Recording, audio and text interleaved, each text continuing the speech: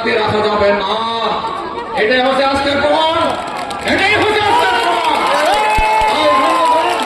আমাদের সামনে থেকে পার্টি যাবে আর মানুষ আমাদের উপর আত্মবিশ্বাস আছে, না হলে এতগুলো মানুষ আসতো না, সমস্ত বই অপেক্ষা করে আজকে আসতে পারতো না। আর আজকে আমাদের পার্টির অনার বিশ্বাস আছে। ওরা দেখেছে বামফ্রন্ট সরকারের মানুষ কিভাবে দোয়ারে খালি বাঁচিয়ে রেখেছিল, কি জাতি কি উপজাতি অন্যত মানুষের ভিক্ষা বৃত্তি কথা হচ্ছিল না। শিক্ষা দীক্ষা পানিয়ে যাওয়ার ব্যবস্থা বামফ্রন্ট চলে সেখানে না করতে পারতো, তাহলে আজকে ঘরে ঘরে মানুষ ভিক্ষা প্রার্থী নিয়ে ভিক্ষার পাত্রে তাদের জীবিকা অর্জন বেঁচে থাকতে পারতো, কোনো বিকল্প পথ থাকতো না।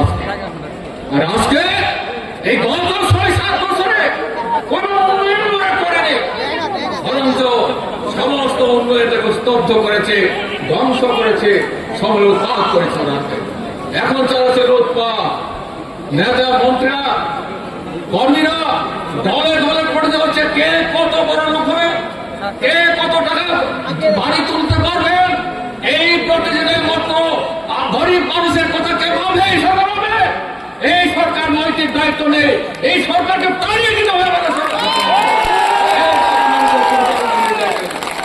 সর্বনাশ করছে, গণতন্ত্র আক্রান্ত, মানুষ আক্রান্ত, তারপরে হচ্ছে না গণতন্ত্র কি প্রয়োজন।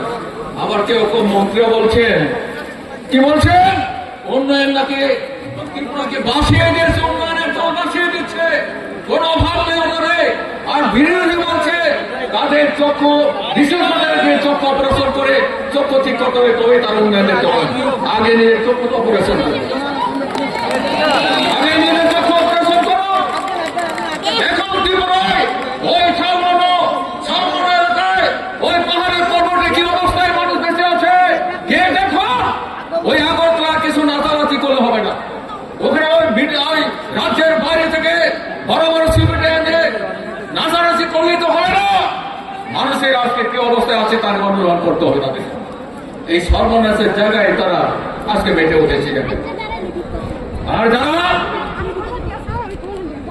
ওই মাথার মতো সঙ্গে দাঁড়াচ্ছে আইপিএফটির কথা, কি হয়েছে উপজাতিতে, উপজাতি এলাকা উন্নয়ন রাস্তাঘাট ভেঙে আছে। শুধু উপজাতির কথা বলছি কারণে হচ্ছে পাহাড়ি অঞ্চলে বামফ্রন্টের সময় যে রাস্তাগুলি যা ব্যবস্থা উন্নয়নের ব্যবস্থা করেছে, জলের ব্যবস্থা, রাস্তাঘাট, স্কুল ব্যবস্থা, ওগুলি সব তস হয়ে গেছে, কিছু নেই।